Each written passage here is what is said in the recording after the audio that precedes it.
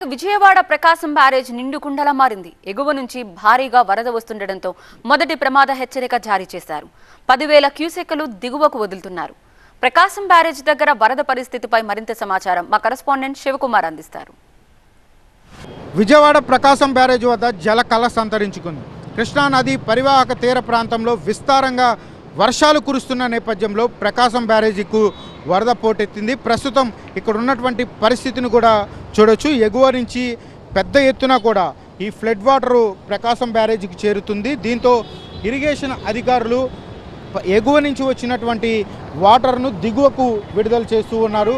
ప్రకాశం barrage వద్ద మొత్తం 15 గేట్లను ఎత్తి అడుగు మేర నీటిని అయితే సముద్రంలోకి విడుదల చేస్తూ ఉన్నటువంటి పరిస్థితి. ప్రస్తుతం మనం కృష్ణమ్మ ఏ విధంగా ఉరుకులు పెడుతుందో ప్రస్తుతం మనం విజువల్స్లో చూడొచ్చు. ప్రస్తుతం బ్యారేజీ ఇన్ఫ్లో వచ్చేసి 12,184 క్యూసెక్లు వాటర్ని అయితే దిగువకు విడుదల చేస్తూ ఉన్నారు.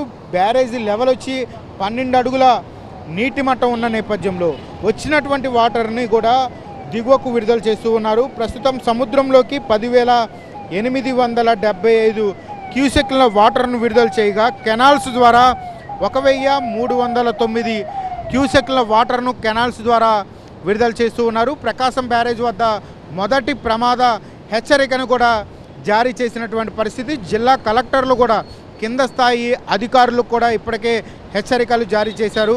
దిగువ ప్రాంతంలో ఉండేటువంటి ప్రజలను అప్రమత్తం చేయాలి. ఆస్తి నష్టం, పశు నష్టం అటువంటివి ఏమీ జరగకుండా కూడా చర్యలు తీసుకోవాలని చెప్పని ఆదేశాలు జారీ చేసినటువంటి పరిస్థితులు కనపడుతున్నాయి. కెమెరామ్యాన్ వెంకట్తో బాబీ, TV9 విజయవాడ.